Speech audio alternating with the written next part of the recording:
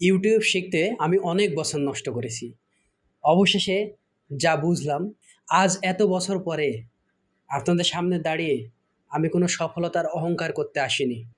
আমি এসেছি আমার করা কিছু মারাত্মক ভুলগুলো শেয়ার করতে। যেই ভুলগুলো শুধরে নিতে আমার বছরের পর বছর সময় লেগেছে।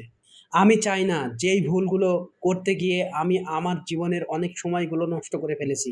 আমি চাই না যেই ভুলগুলো বছরের পর বছর করে আমি আমার লাইফের অনেক মূল্যবান সময়গুলো নষ্ট করেছি, ঠিক একই কারণে একই ভুলগুলোর মাধ্যমে যাতে আপনার ইউটিউব জার্নিটার অনেক দূর পিছিয়ে না যায়, সেই কারণে আমি এসেছি আজকে আপনাদের সেই ভুলগুলোকে শুধরে দেবার জন্য। তাই যদি আপনি ইউটিউব নিয়ে সত্যিই সিরিয়াস হয়ে থাকেন, তবে এই ভিডিওটি আপনার জন্য হতে চলেছে লাইফ চেঞ্জিং একটি ভিডিও। তাই আপনি যদি ইউটিউব নিয়ে সত্যি সিরিয়াস হয়ে থাকেন, এই ভিডিওর প্রতিটি সেকেন্ডই আপনার জীবনের জন্য হতে চলেছে লাইফ চেঞ্জিং। ইউটিউব শুরু করার ক্ষেত্রে আমাদের সবচাইতে বড় এবং মারাত্মক ভুল হলো আগে ভালো একটা সেটআপ তৈরি করে নিই, ভালো ক্যামেরা কিনে নিই, লাইটিং কিনে নিই, তারপরে ভিডিও বানানো শুরু করব।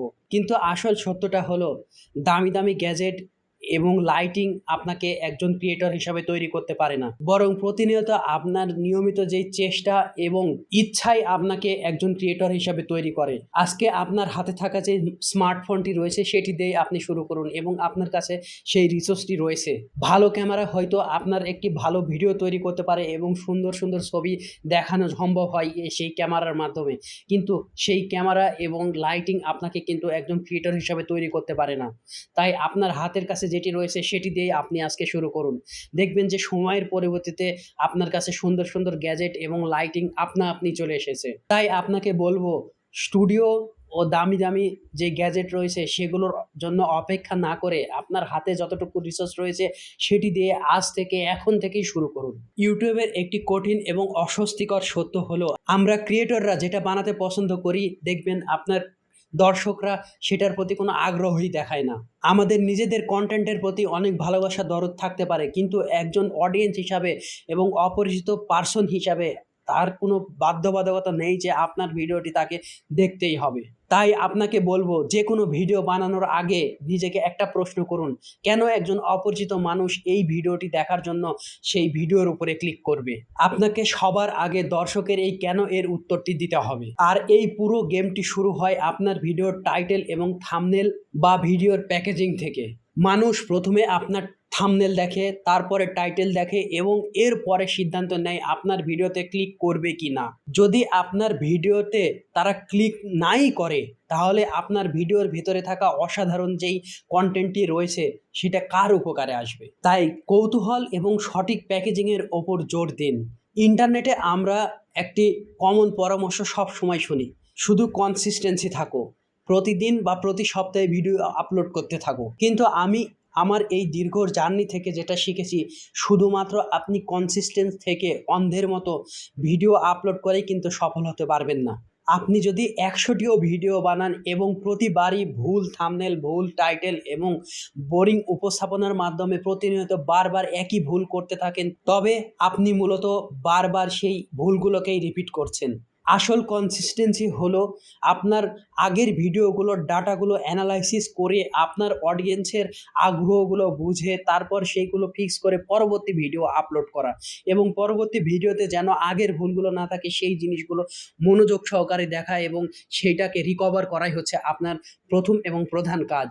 আর আমরা যারা নতুন কাজ শুরু করি তাদের ভিতর একটা কমন রোগ রয়েছে, সেটি হচ্ছে যে বারবার অ্যানালিটিকে গিয়ে রিফ্রেশ করা এবং ভিউজ দেখা, আর ভিউ না বাড়লে আমরা হতাশ হয়ে পড়ি। কিন্তু আজ আমি আপনাদের মনে করে দিতে চাই, আপনার ভিডিওতে ভিউ না পাওয়া বা ব্যর্থতা আপনার আসল পরিচয় নয়। প্রতিটি ভিডিওকে ভিউ না পাওয়া বা ব্যক্তিগত ব্যর্থতা হিসাবে না দেখে সেই ভিডিও থেকে শিক্ষা নিয়ে অ্যানালিটিক্যাল চোখে দেখে সেখান থেকে কি ইমপ্রুভ করা যায় সেই ইমপ্রুভমেন্টগুলো নিয়ে পরবর্তী ভিডিওর জন্য এগিয়ে যাওয়া এবং পরবর্তী ভিডিওর জন্য কাজ শুরু করাই আপনার প্রথম এবং প্রধান শর্ত।